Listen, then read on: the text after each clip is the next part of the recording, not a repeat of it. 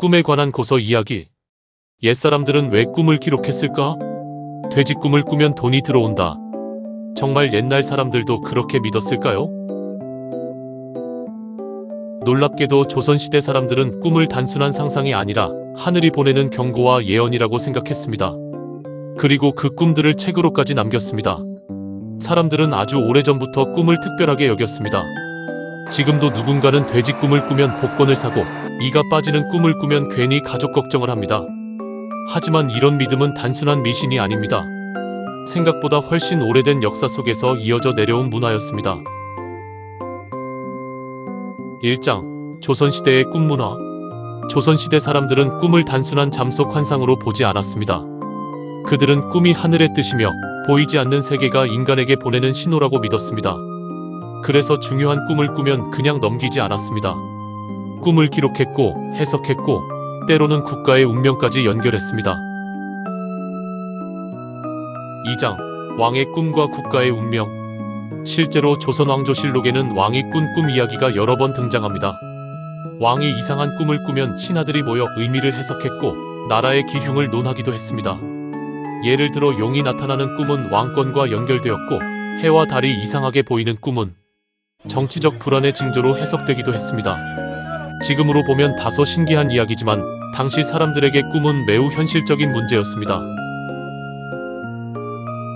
3장. 실제 꿈 해몽 고서 이야기. 특히 조선 후기에는 꿈 해몽을 모아둔 책들이 민간에 널리 퍼졌습니다. 대표적으로 많이 언급되는 것이 추공 해몽입니다. 중국 고대의 추공이 만들었다고 전해지는 이 꿈 해몽서는 동아시아 전체에 큰 영향을 주었습니다. 조선 사람들도 이 책을 읽으며 꿈의 의미를 풀이했습니다. 흥미로운 점은 지금 우리가 알고 있는 꿈 해몽 상당수가 사실 여기에서 이어졌다는 것입니다. 4장. 돼지 꿈과 태몽의 유래. 돼지가 나오는 꿈은 재물운, 맑은 물은 좋은 기운, 이 빠지는 꿈은 가족 문제와 연결된다는 해석도 오랜 세월 반복되며 굳어진 믿음입니다. 하지만 당시 꿈 해몽은 단순한 재미가 아니었습니다. 사람들은 꿈으로 병을 예측하기도 했고, 장사를 시작할 날짜를 정하기도 했으며 혼인을 결정하기도 했습니다. 심지어 태몽은 한 사람의 운명을 설명하는 중요한 이야기로 여겨졌습니다. 아이를 낳기 전 호랑이 꿈을 꾸었다. 큰 별이 떨어지는 꿈을 꾸었다. 용이 집 안으로 들어오는 꿈을 꾸었다는 이야기는 지금도 흔히 들을 수 있습니다. 사실 이런 문화는 불안한 시대와도 관련이 있었습니다. 전쟁과 질병, 흉년이 반복되던 옛날에는 미래를 정확히 알 방법이 거의 없었습니다. 사람들은 불확실한 세상 속에서 작은 징조라도 붙잡고 싶어 했습니다. 꿈은 그런 시대 사람들에게 미래를 엿볼 수 있는 거의 유일한 창문 같은 존재였습니다. 그래서 꿈을 잘못 해석하면 큰일이 난다고 믿는 사람도 많았습니다. 5장. 흉몽을 막는 옛 풍습.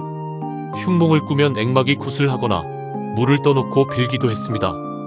어떤 지역에서는 나쁜 꿈을 아침에 바로 말하면 재앙이 사라진다고 믿기도 했습니다.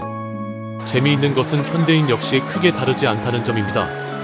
우리는 과학의 시대에 살고 있지만 여전히 꿈 이야기에 귀를 기울입니다. 인터넷에는 꿈 해몽 검색이 넘쳐나고 복권 판매점에는 돼지 꿈을 꿨다는 사람들이 줄을 섭니다. 왜일까요? 아마 인간은 시대가 달라도 미래를 알고 싶어하는 존재이기 때문일 것입니다.